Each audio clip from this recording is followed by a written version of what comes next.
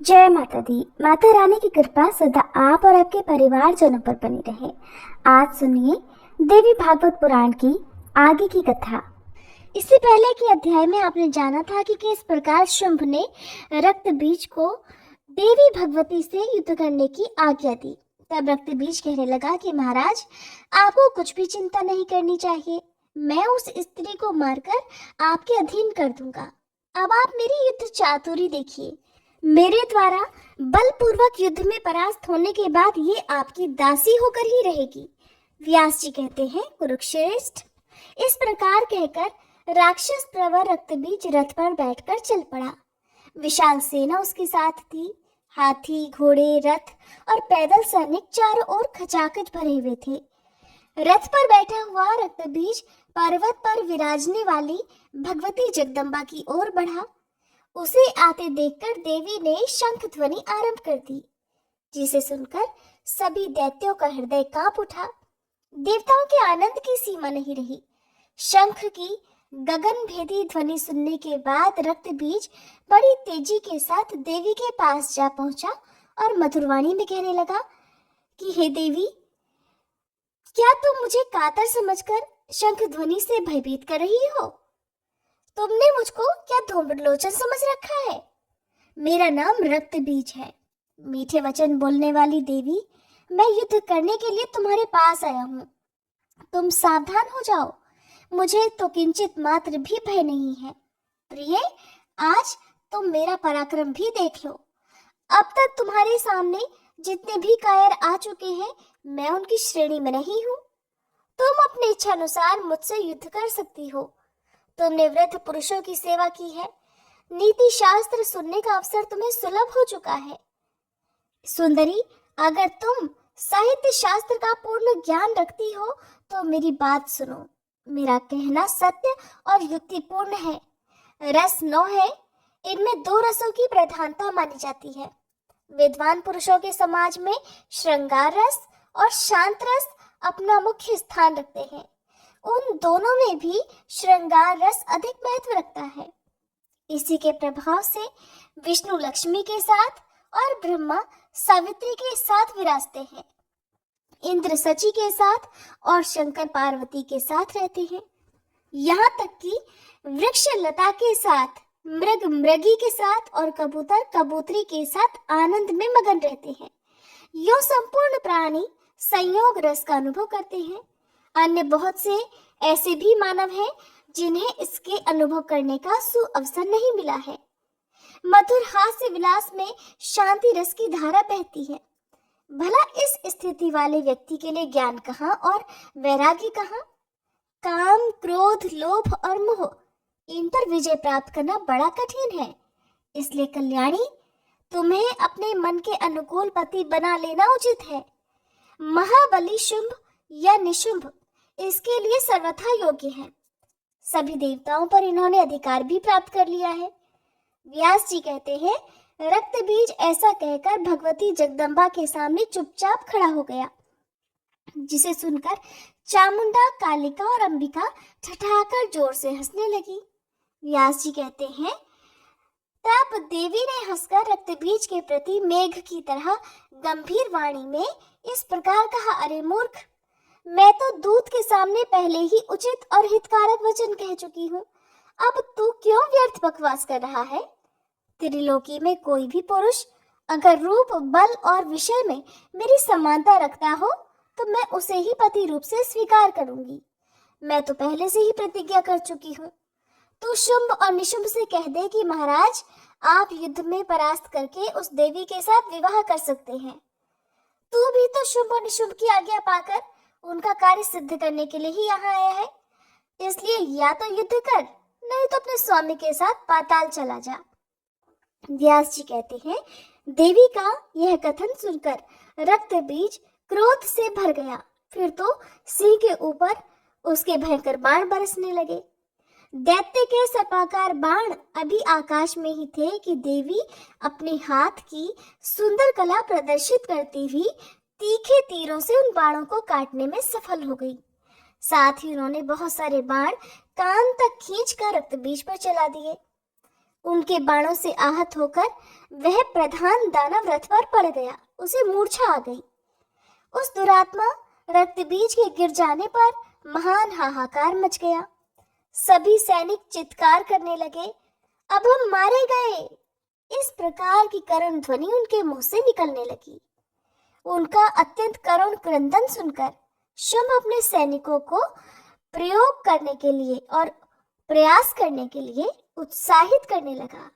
शुंभ ने कहा, कंबोज देश के रहने वाले सभी दानव अपने सैनिकों सहित चलने के लिए तैयार हो जाएं। व्यास जी कहते हैं, इस प्रकार शुंभ के आज्ञा देने पर उसकी संपूर्ण चतुरंगिणी सेना निकल पड़ी। भगवती युद्ध के मैदान में विराजमान थी ही।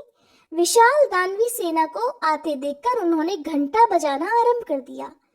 बारंबार होती हुई वह भीषण ध्वनि शत्रु दल के हृदय को कंपाने लगी। साथ ही भगवती जगदम्बा धनुष टंकारने और शंख ध्वनि करने में भी तत्पर हो गई। उस ध्वनि के प्रभाव से विशाल मुख वाली एक काली देवी का प्रादुर्भाव हुआ। भयंकर शब्द सुनकर देवी का वाहन महान पराक्रमी सिंह भी अद्भुत भय उत्पन्न करता हुआ गरज उठा। उसकी गर्जना सुनकर दानव क्रोध से मूर्छित हो उठे। फिर सावधान होकर उन सभी शूरवीर दैत्यों ने देवी पर हथियार चलाने आरंभ कर दिए।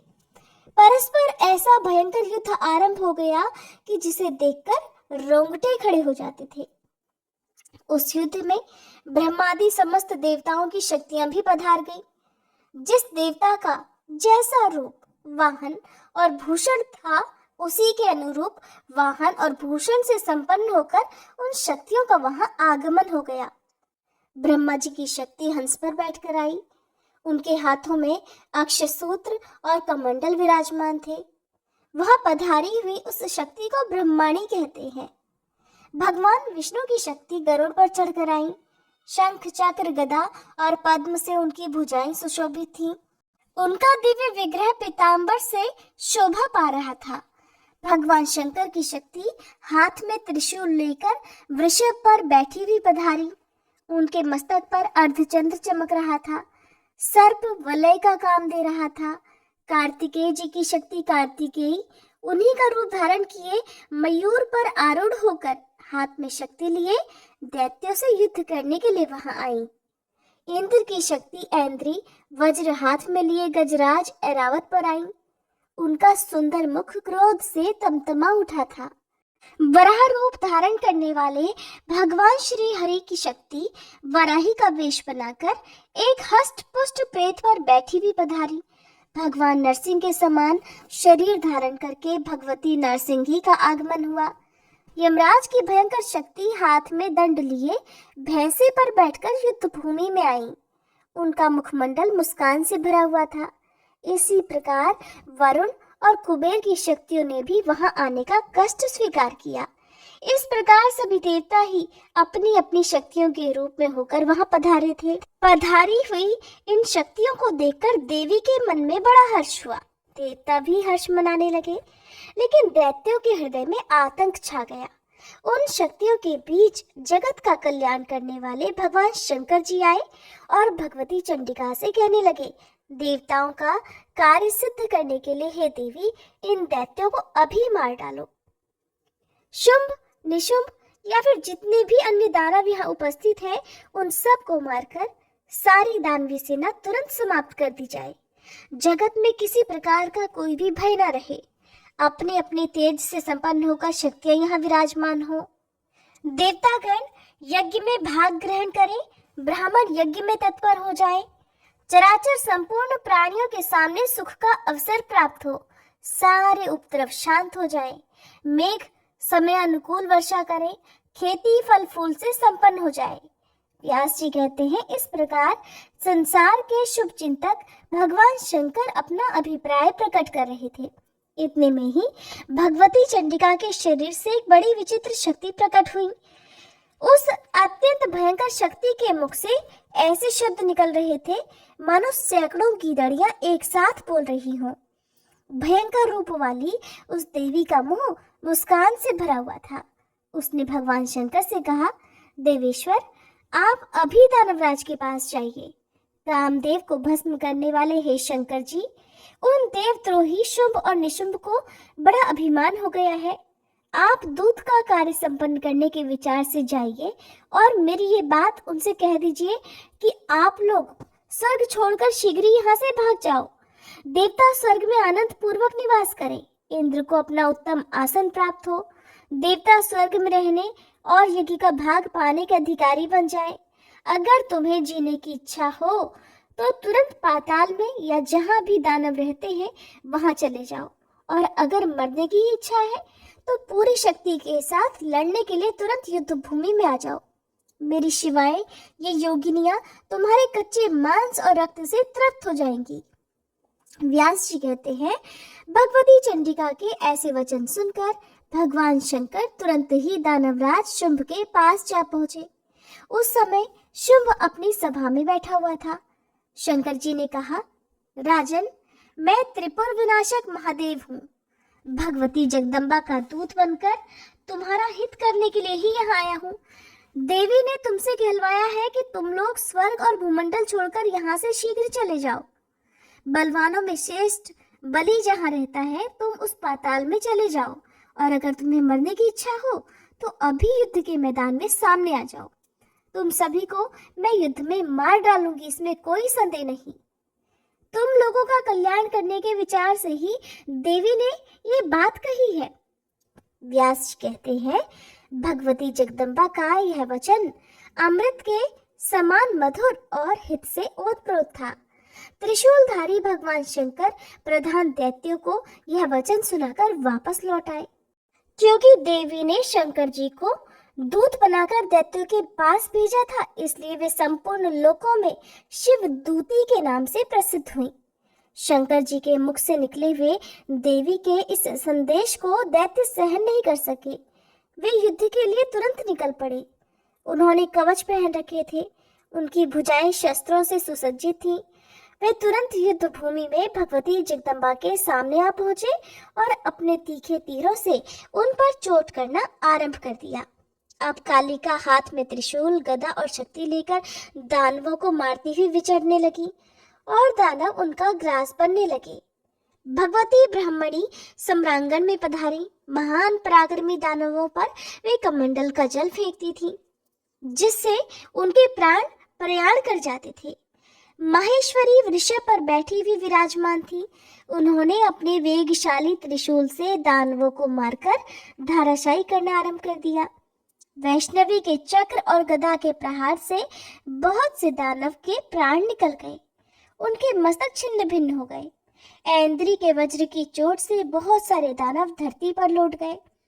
ऐरावत हाथी की सूंड से भी दानवों को बहुत क्षति पहुंची। वाराही का सर्वांग क्रोध से तमतमा उठा था। उन्होंने अपने थूथन और दाढ़ों से सैकड़ों दानवों को मार डाला। नारसिंही अपने तीखे नखों से बड़े बड़े दैत्यों को फाड़ने के साथ ही उन्हें निगलने भी लगी। उन्होंने बार बार अट्टहास करते हुए विचरना आरंभ कर दिया। शिवदूती के अट्टहास से ही दैत्य धरती पर पड़ जाते थे। चामुंडा और कालिका उन्हें बड़ी उतावली के साथ निगलने में जुट जाती थी। कौमारी का वाहन मोर था। वे युद्ध के मैदान में विराजमान थी। देवताओं का कल्याण करने के लिए वे तीखे बाणों से शत्रुओं को मारने लगी। भगवती वारुणी युद्ध के मैदान में पाश लेकर पधारी थी। उस पाश से बांधकर दैत्यों को पटक देना उनका सहज ही कर्म बन गया था।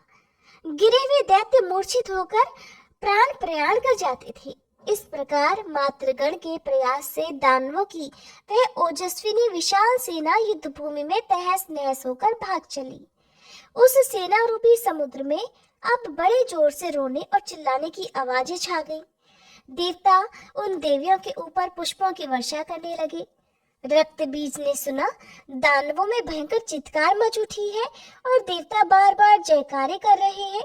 साथ ही देखा कि दैत्य भी भाग रहे हैं, इसलिए अब वह क्रोध से भर गया। वह महान बलि और तेजस्वी दैत्य था। देवता गरज रहे थे, ये देखकर वह युद्ध भूमि में आ डटा। उसके हाथों में अस्त्र शस्त्र थे। वह रथ पर बैठा हुआ था। उसके धनुष से बड़ी विचित्र ध्वनि निकल रही थी। क्रोध के कारण उसकी आंखें लाल हो रही थी और वह बड़ी क्रोधित अवस्था में देवी के सामने आ पहुंचा। व्यास जी कहते हैं, राजन, उस दानव के शरीर से जब जब रक्त की बूंद धरती पर गिरती थी, तब तब उस बूंद से तुरंत उसके ही जैसे सैकड़ों दानव उत्पन्न हो जाते थे। उनके रूप और पराक्रम में बिल्कुल समानता रहती थी। भगवान शंकर ने उसे बड़ा ही अद्भुत वर दे रखा था कि तुम्हारे रक्त से असंख्य महान पराक्रमी दानव उत्पन्न हो जाएंगे। इसी वरदान के अभिमान में भरा हुआ वह दैत्य क्रोधवश देवी को मारने के लिए युद्ध के मैदान में आ गया। देवी के साथ कालिका भी विद्यमान थी। दैत्य ने देखा कि विष्णु की शक्ति वैष्णवी गरुड़ पर विराजमान है। उनके नेत्र कमल के समान सुंदर है। दानव ने शक्ति से उन पर प्रहार कर दिया। वैष्णवी देवी ने गदा से उस शक्ति को रोक लिया। साथ ही दैत्यराज रक्तबीज को चक्र से चोट पहुंचाई। चक्र से छिद जाने के कारण उसके शरीर से रक्त की धारा बह निकली, मानो वज्र की चोट से घायल हुए पर्वत के शिखर से गेरू की धारा उमड़ पड़ी हो।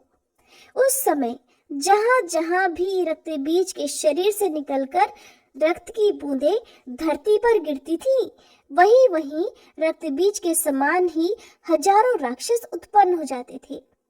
ऐन्द्री ने कुपित होकर उस भयंकर दैत्य रक्तबीज को वज्र से मारा। उससे भी रक्त की बूंदें बह चली और उसके रक्त से असंख्य रक्तबीज उत्पन्न हो गए। पराक्रम और आकार में सभी मूल रक्तबीज के समान ही बलशाली थे। युद्ध में कभी पीछे न हटने वाले वे दानव अस्त्र शस्त्र लिए हुए थे।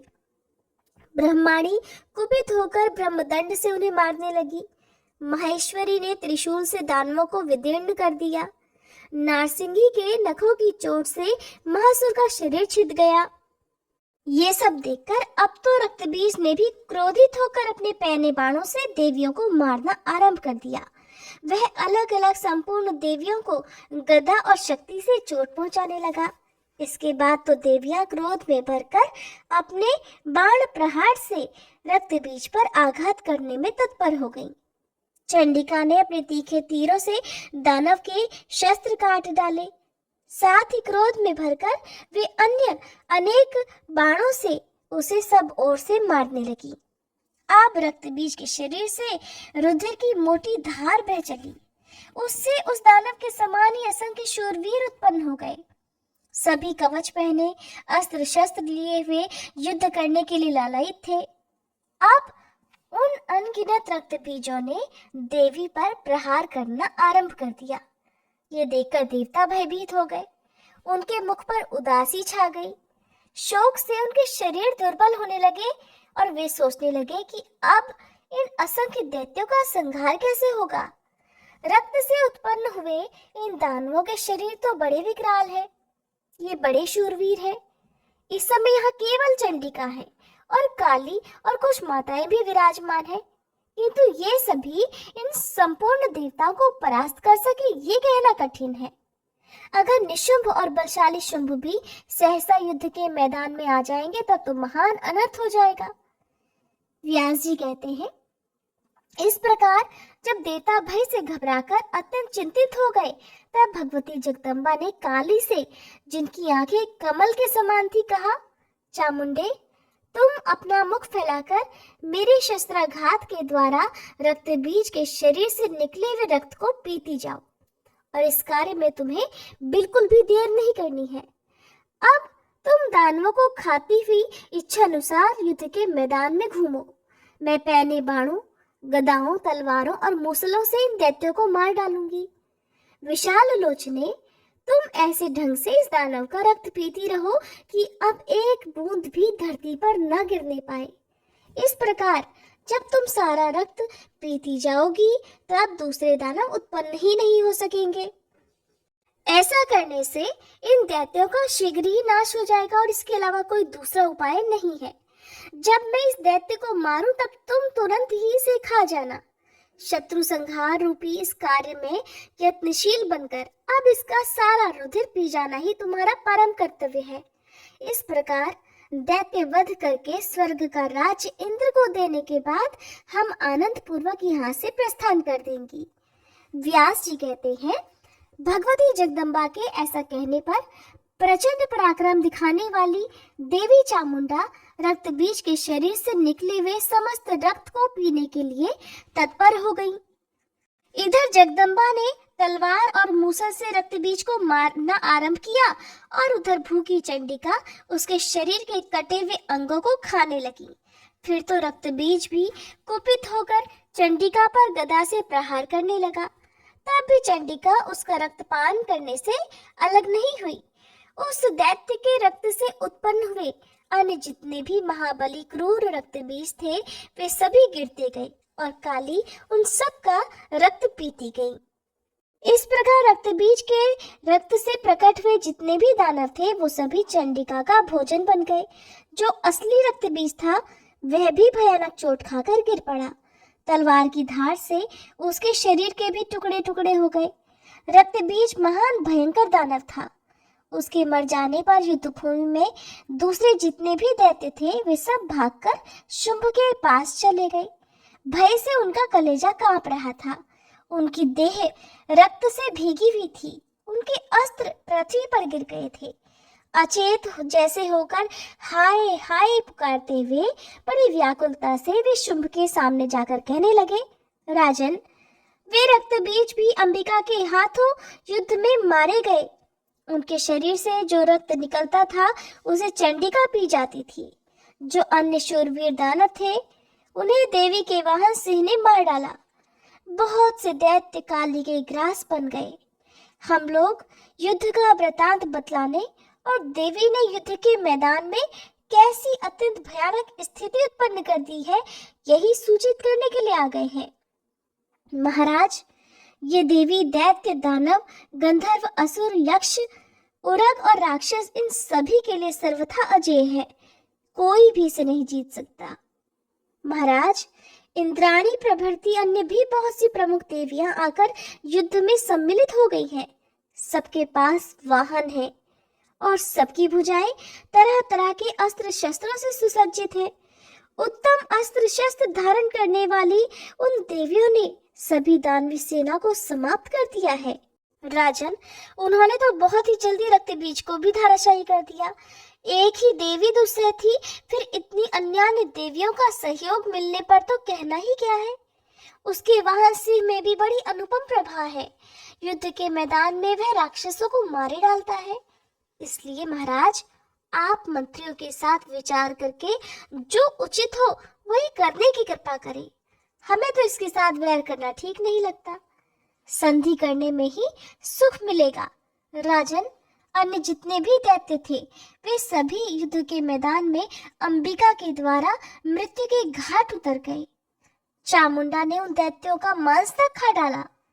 महाराज, पाताल में चले जाना या फिर अंबिका के अनुचर बनकर रहना ही ठीक है। आप इसके साथ युद्ध करेंगे तो बिल्कुल भी भलाई नहीं दिखती। ये कोई साधारण स्त्री नहीं है। देवताओं का कार्य सिद्ध करने के लिए स्वयं माया देवी ही प्रकट होकर यहाँ पधारी है। व्यास जी कहते हैं, भागकर आए हुए दैत्यों का यह सत्य वचन सुनते ही शुंभ क्रोध से ओठ कपकपाने लगा। मृत्यु को वरण करने की इच्छा रखने वाले उस दैत्य की बुद्धि काल के प्रभाव से कुंठित हो गई थी। तब उसने कहा कि भय से व्याकुल हुए तुम सब लोग पाताल भाग जाओ या फिर उस स्त्री के दास बनना स्वीकार कर लो। मैं तो अभी उसे मारने के प्रयास में लगता हूँ। ये देवियां भी मृत्यु का ग्रास बनकर ही रहेंगी। एक स्त्री के भय से घबराकर मैं पाताल में कैसे चला जाऊं? रक्त बीज आदि प्रमुख दैत्य मेरे पार्षद थे। मेरे कारण ही वे युद्ध के मैदान में काम आ गए। उन सब को मरवाकर मैं अपने प्राण बचाने के लिए पाताल में चला जाऊं और अपनी विशद कीर्ति का नाश कर दूं? ये मुझसे नहीं हो सकता।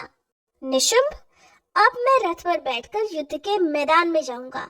अब मैं उस स्त्री को मारकर ही यहाँ वापस आ पाऊंगा। अगर मार नहीं सका तो लौटना असंभव है।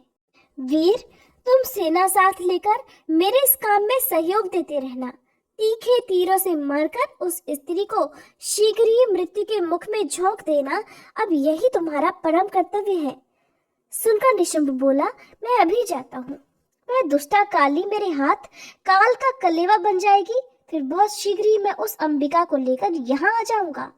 राजन, आप एक तुच्छ स्त्री के बारे में बिल्कुल भी चिंता न करें। कहाँ वह साधारण अबला स्त्री और कहाँ मेरी भुजाओं का अमित पराक्रम, जो सारे विश्व को वश में करने की शक्ति रखता है। भाई, आप इस बड़ी भारी चिंता को छोड़कर सर्वोत्तम राज्य सुख भोगिए। उस आदर की पात्र माननी को मैं अवश्य ही आपके पास ले आऊंगा। राजन, मेरे रहते हुए आप युद्ध भूमि में जाएं, ये बिल्कुल अनुचित है। मैं आपका कार्य सिद्ध करने के लिए युद्ध के मैदान में जाकर विजय श्री प्राप्त करने का प्रयास करूंगा। व्यास जी कहते हैं, इस प्रकार अपने बड़े भाई शुंभ से कहकर छोटा भाई निशुंभ, जो अपने बल का पर्याप्त अभिमान रखता था, कवच पहनकर एक विशाल रथ पर जा बैठा। उसने साथ में सेना ले ली। मंगलाचार कराकर वह तुरंत युद्ध भूमि की ओर चल पड़ा। उसकी भुजाएं अस्त्र शस्त्रों से अलंकृत थीं। 5 रक्षक विद्यमान थे। सूत और वंदीजन उसका यशोगान कर रहे थे। जय माता दी। आज के अध्याय में बस इतना ही। इसके आगे का वृत्तांत जानने के लिए कृपया आप अगले अध्याय के अनुसार जरूर कीजिएगा। तो आइए दोस्तों, अब हम सीता नितनेम की कहानी सुनते हैं, जिसे सीता माता कहती थी और प्रभु श्री राम सुना करते थे। एक दिन श्री राम भगवान को किसी काम के लिए बाहर जाना पड़ा, तो सीता माता कहने लगी कि भगवान, मेरा तो 12 वर्ष का नितनेम है। अब आप बाहर जाएंगे तो मैं अपनी कहानी किसे सुनाऊंगी। तब श्री राम ने कहा कि सीते, आप कुएं की पाल पर जाकर बैठ जाना और वहाँ पर जो भी औरतें पानी भरने आएंगी उन्हें अपनी कहानी सुना दिया करना। सीता माता कुएं की पाल पर जाकर बैठ गई। तभी एक स्त्री आई। उसने रेशम की जड़ी की साड़ी पहन रखी थी और सोने का घड़ा ले रखा था। सीता माता उसे देखकर कहने लगी, बहन, मेरा 12 वर्ष का नितनेम सुन लो। पर वह स्त्री बोली कि मैं तुम्हारा नितनेम सुनूंगी तो मुझे तो घर जाने में देर हो जाएगी और मेरी सासू मुझसे झगड़ा करेगी। इसलिए उसने कहानी नहीं सुनी और अपने घर चली गई। लेकिन उसके घर जाते ही उसकी रेशम जड़ी की साड़ी फट गई। सोने का घड़ा मिट्टी के घड़े में बदल गया। सासू ने देखा तो पूछा, अरे बहू, यह किसका दोष लेकर अपने सिर आ गई है। बहू बोली, माँ जी, कुएं पर एक औरत बैठी थी। उसने अपनी कहानी सुनने के लिए कहा, लेकिन मैंने नहीं सुनी। शायद उसी का यह फल मुझे मिला है। बहू की बात सुनकर अगले दिन वही साड़ी और वही घड़ा लेकर सास कुएं की पाल पर गई। सास को वहीं पर सीता माता बैठी मिली तो माता सीता ने कहा, बहन, मेरी कहानी सुन लीजिए। सासू बोली, एक बार छोड़, मैं तो 4 बार कहानी सुन लूंगी। तब सीता माता बोली, राम आए, लक्ष्मण आए, देश के पुजारी आए, नित नीम का नीम लाए। आओ राम, बैठो राम, तभी रसोई जीमो राम। माखन मिश्री खाओ राम, दूध बतासा पियो राम। सुत के पल का मोठो राम, साल दुसाला पोठो राम, साल दुसाला ओढ़ो राम। जब बोलूं राम ही राम, राम सवारे सबके काम। खाली घर भंडार भरेंगे, सबका बेड़ा पार करेंगे। बोलो श्री राम, जय राम, जय जय राम। सासू बोली, बहन, कहानी तो बहुत अच्छी लगी। फिर कहानी सुनकर सासू घर चली गई और उसकी साड़ी फिर से रेशम जरी की बन गई। मिट्टी का घड़ा फिर वापस से सोने के घड़े में बदल गया। बहू ने देखा तो कहने लगी, सासू माँ, आपने यह सब कैसे किया। सासू बोली, बहू, तू दोष लगाकर आई थी और मैं अब दोष उतार कर आ रही हूँ। बहू ने पूछा कि माँ जी, वह कुएं वाली स्त्री कौन है। सासू ने बताया कि वह तो सीता माता थी। वह पुराने से नया कर देती है, खाली घर में भंडार भर देती है। वह लक्ष्मी जी का वास घर में कर देती है। और मनुष्य की जो भी इच्छा हो उसे पूर्ण कर देती है। बहू बोली, माँ जी, फिर तो ऐसी कहानी मुझे भी सुना दो। सासू बोली कि ठीक है, तुम भी सुनो। फिर सास ने कहानी शुरू की। राम आए, लक्ष्मण आए, देश के पुजारी आए, नित नेम का नेम लाए। आओ राम, बैठो राम, तभी रसोई जीमो राम। माखन मिश्री खाओ राम, दूध बतासा पियो राम। सुत के पलका मोठो राम, साल दुसाला पोठो राम, साल दुसाला ओढ़ो राम। जब बोलू राम ही राम, राम सवारे सबके काम। खाली घर भंडार भरेंगे, सबका बेड़ा पार करेंगे। बोलो श्री राम, जय राम, जय जय राम। कहानी सुनकर बहू बोली, माँ जी, कहानी तो बहुत अच्छी है। सासू ने कहा, ठीक है, अब से हम इस कहानी को रोज किया करेंगे। अब सास बहू रोज सवेरे उठती, नहाती धोती और पूजा करने के बाद नितनेम की सीता माता की कहानी कहती। एक दिन की बात है, उनके यहाँ पड़ोस की एक औरत आई और बोली कि बहन, जरा सी आँच तो देना। तो वह बहू बोली कि आँच तो अभी हमने जलाई नहीं है। पड़ोसन बोली, तो फिर तुम सुबह 4 बजे से उठकर क्या कर रही हो? तो उन्होंने कहा कि हम तो सुबह सुबह उठकर पूजा करते हैं, फिर सीता माता की कहानी करते हैं। पड़ोसन ने उनकी बात सुनकर फिर कहा कि सीता माता की कहानी कहने से तुम्हें क्या मिला? तब वे दोनों बोली कि सीता माता की कहानी कहने से घर में भंडार भर जाते हैं, सारे काम पूर्ण हो जाते हैं, मन की इच्छा भी पूरी होती है। पड़ोसन ने कहा, बहन, अगर ऐसा है तब तो फिर मुझे भी कहानी सुना दो। तब बहू बोली कि ठीक है, तुम भी यह कहानी सुन लो। राम आए, लक्ष्मण आए, देश के पुजारी आए, नित नेम का नेम लाए। आओ राम, बैठो राम, तपी रसोई जीमो राम। माखन मिश्री खाओ राम, दूध बतासा पियो राम। सुत के बल का मोठो राम, साल दुसाला पोठो राम, साल दुसाला ओढ़ो राम। जब बोलू राम ही राम, राम सवारे सबके काम। खाली घर भंडार भरेंगे, सबका बेड़ा पार करेंगे। श्री राम, जय राम, जय जय राम। पड़ोसन ने इस कहानी को सुना तो कहने लगी, बहन, कहानी तो बहुत अच्छी लगी।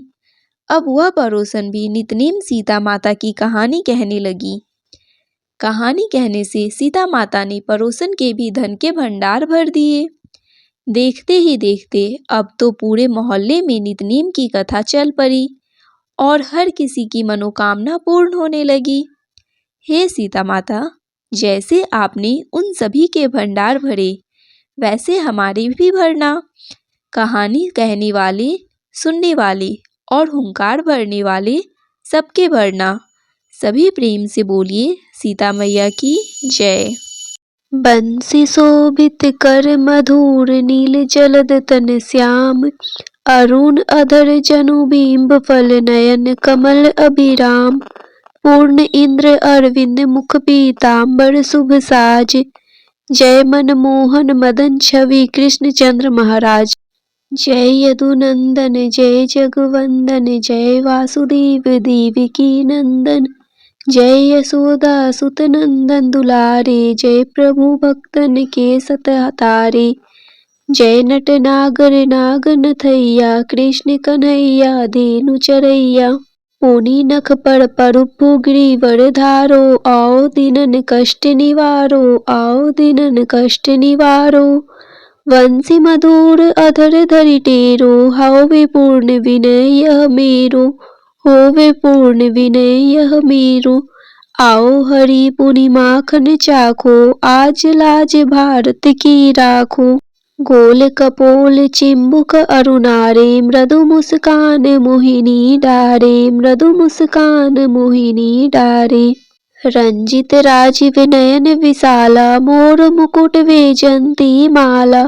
कुंडल श्रवण पीत पट आछे, कटि किंकिनी काछ निकाछे।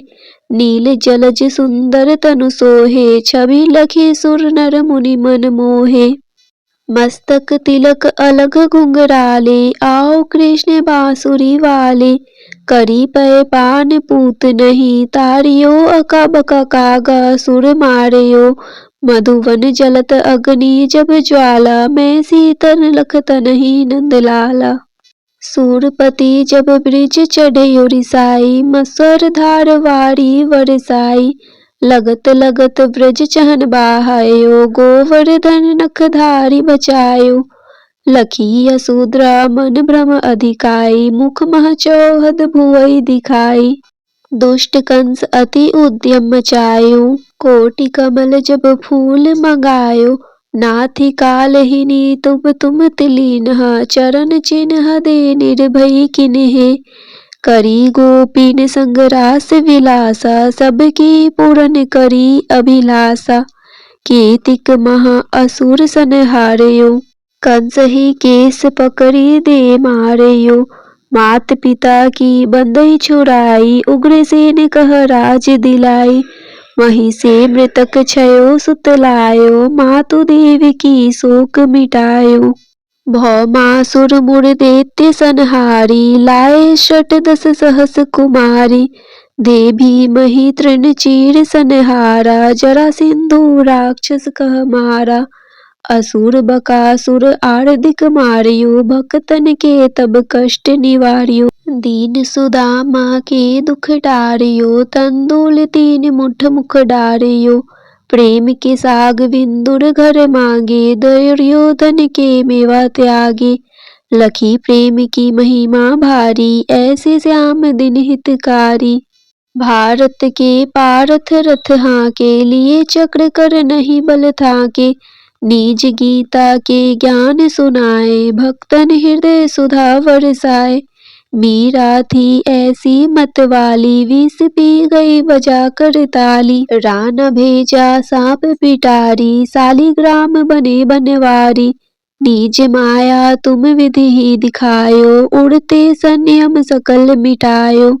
तब सत निंदा करी तत्काला, जीवन मुक्त भयो शिशुपाला। जब ही द्रौपदी टेर लगाई, दीनानाथ लाज अब जाई। तुरत ही वसन बने नंदलाला, बड़े चीर में भीरी अरि मुँह काला। अस अनाथ के नाथ कन्हैया, डूबत भवंबर बचावड नैया। सुंदर दास आ उड़धारी, दया दृष्टि कीजे बनवारी। नाथ सकल मम कुमति निवारो, क्षम हो बेगी अपराध हमारो।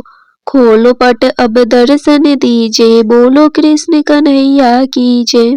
यह चालीसा कृष्ण का पाठ करे उड़धारी, अष्ट सिद्धि नवनिधि फल लहे पदारथ चारी। इति श्री कृष्ण चालीसा संपूर्ण। श्री तुलसी चालीसा पाठ। जय जय तुलसी माता, सब जग की सुखदाता। विष्णु प्रिय भवानी, पूजत हरि हर ज्ञानी। नमो नमो तुलसी महारानी, नमो नमो तुलसी महारानी। पाप नाशिनी पुण्य प्रदानी, सब जग की हो सुखदानी। नमो नमो तुलसी महारानी, सब जग की हो सुखदानी, सब जग की हो सुखदानी। जय तुलसी जग की सुखदानी, जय तुलसी जग की सुखदानी। पाप नाशिनी पुण्य प्रदानी, सब जग की हो सुखदानी। पाप नाशिनी पुण्य प्रदानी, सब जग की हो सुखदानी, सब जग की हो सुखदानी।